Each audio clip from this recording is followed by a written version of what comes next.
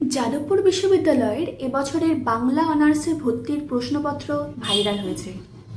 যদি না দেখে থাকেন, ফেসবুকে বা গুগলে সার্চ করলে পেয়ে যাবেন।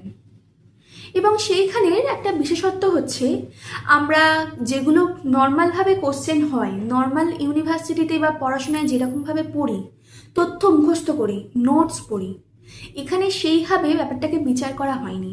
এখানে জিজ্ঞেস করা হচ্ছে যে তুমি কাউকে কি বই উপহার দিতে চাও, তোমার পড়া বাংলা সাহিত্যে বা সিনেমার সবথেকে শক্তিশালী নারী চরিত্র কী, ঈশ্বরের কাছে তুমি যদি কিছু কথা বলতে পারতে কি কথা বলতে, পথের পাঁচালীর দুর্গার সঙ্গে তুমি যদি একটা ট্রেন সফরে যেতে কি আলোচনা হতো।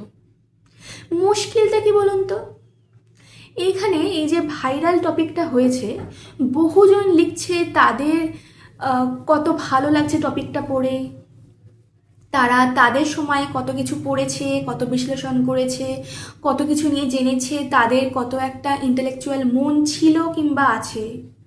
কিন্তু এই পুরোটাই কিন্তু খুব নিশ একটা জায়গা। আমাদের সার্বিকভাবে শিক্ষাক্ষেত্রে কিন্তু এই রকম থিঙ্কিংকে, এই রকম অ্যানালিসিসকে গুরুত্ব দেওয়া হয় না। ছোটবেলা থেকে আমাদের শেখানো হয় যে তোমাদেরকে প্রশ্ন দেয়া হচ্ছে, সিলেবাসে কিছু কিছু টপিক আছে, তার উপর ভিত্তি করে পরীক্ষার জন্য প্রশ্ন রেডি করে দেয়া হচ্ছে, সেইগুলোকে পড়ো, লাইন বাই লাইন মনে রাখো এবং উগরে দাও, আর কিচ্ছু তোমাকে ভাবতে হবে না। এই কালকেই আমি টোটো করে যাচ্ছিলাম, শুনতে পেলাম আমার পাশে এক মহিলা বসে বলছেন যে তার ছেলের পরীক্ষা ছিল এবং সেইখানে ইংলিশে যে রচনাটা সে বাড়িতে মুখস্থ করে গেছিল ঠিক সেইটুকু আসেনি, একটু অন্য ঘুরিয়ে এসেছে, এবং তাতে সে নিজের মতো করে লিখেছে এবং তাতে বানান ভুল করেছে, তাতে সে নম্বর কম পাবে অবধারিতভাবে। সেই নিয়ে তার মায়ের টেনশন এবং দুঃখ। আমার সময় এইচএসে রচনা এসেছিল বাংলা বইয়ের দুঃখ। রচনাটা দেখে আমার মনে হয়েছিল আমি অ্যাটেম্প্ট করব বলে রচনাটা এসেছে। অ্যাটেম্প্ট করেছিলাম, বেশ মনের মতো করে লিখেছিলাম, কিন্তু বেরিয়ে এসে দেখলাম প্রত্যেকে লিখেছে মহাশ্বেতা দেবীকে নিয়ে, যেটা সবথেকে সহজে, সবথেকে ইজিলি একই ফরম্যাটে উত্তর করে দেওয়া যায়, এবং হয়তো অনেকেই আমার থেকে নাম্বার বেশিও পেয়েছে রচনায়। কিন্তু দু একজন বাদ দিয়ে বাকি সবাই একটু অবাক হয়েছিল যে সহজ কোশ্চেনটা বাদ দিয়ে তুই এইটা অ্যাটেম্প্ট করতে গেলি কেন, এখানে তো নম্বর কম পাবি, তাও কেন তুই এইখানে ট্রাই নিলি, কেন সহজ রাস্তায় গেলি না। এই যে বারবার সিস্টেমেটিক্যালি আমাদের ভাবনা চিন্তাটাকে বন্ধ করে দেয়া হচ্ছে, আমাদের নিজেদের ঠিক ভুল এগুলোকে জাজ করতে পারছি না, এইটা কিন্তু বিশাল বড় একটা সমস্যা। আর এর একটা খুব ইম্পর্টেন্ট সেকেন্ড পার্ট আছে এখনকার দিনে, লাস্ট 3-4 বছরে।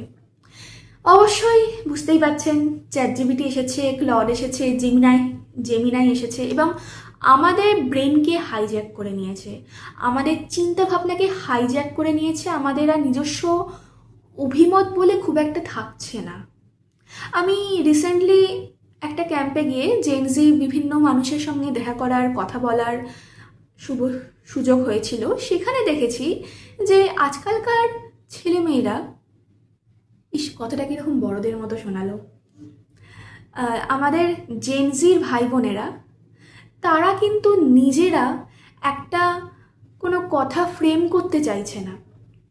কোনো একটা অনুষ্ঠানে একজনকে হয়তো অ্যাঙ্করিংয়ের দায়িত্ব দেওয়া হলো, সে কিন্তু নিজে এই লাইনটাও ফ্রেম করতে চাইছে না যে এরপরে ইনি আসছেন, ইনি এই গান করবেন কি এই কবিতা করবেন, এবং আমরা এইটার জন্য একটা সবার থেকে হাততালি এক্সপেক্ট করছি। তারা কিন্তু সেইটুকুর জন্য চ্যাটজিপিটির কাছে যাচ্ছে, এবং চ্যাটজিপিটির কাছে গিয়ে তারা চ্যাটজিপিটি যা বলছে সেগুলোই বলছে। সে কিন্তু তাদের নিজেদের সেই আইডিয়াটা তৈরি হচ্ছে না যে কি করে চ্যাটজিপিটির ভুলগুলো সংশোধন করবে।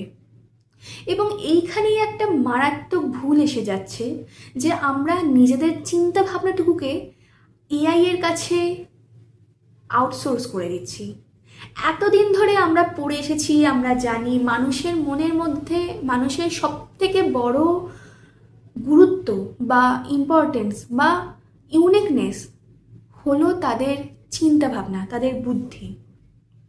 কিন্তু যখন থেকে আমরা এই জিনিসটাকেও আউটসোর্স করতে শুরু করছি, তখন কিন্তু শুধু যে একটা যন্ত্র আমাদের হয়ে ভেবে দিচ্ছে তা নয়, শুধু যে আমরা ভাবতে চাইছি না, ভাবতে পারছি না তা নয়, তখন কিন্তু এআইগুলো যে বড় বড় কর্পোরেট কোম্পানিগুলো কন্ট্রোল করছে, তৈরি করছে, ইউজ করছে, সেই কর্পোরেট প্রোপাগান্ডাগুলো কিন্তু আমাদের মনের মধ্যে ঢুকে পড়ছে এবং আমরা সেটা জানতেও পারছি না, আমরা সেটা কোশ্চেন করার মতো অবস্থায় নেই।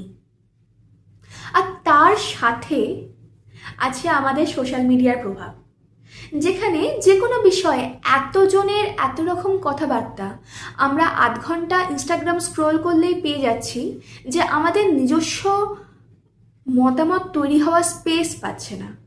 আমরা যাই শুনছি মনে হচ্ছে হ্যাঁ তো ঠিকই বলেছে, কিন্তু তার মধ্যেকার যুক্তিটুকু আমরা ভেবে দেখতে পাচ্ছি না। এর থেকে একদিনে বেরোনো যাবে বলে তো মনে হয় না, কিন্তু বেরোনোর চেষ্টা অবশ্যই করতে হবে। আমাদের নিজেদের মতো করে আমাদের ভাবতে হবে, নিজেদের মতামত তৈরি করতে হবে এবং সবথেকে বড় কথা, নিজেদের সেই স্পেস দিতে হবে।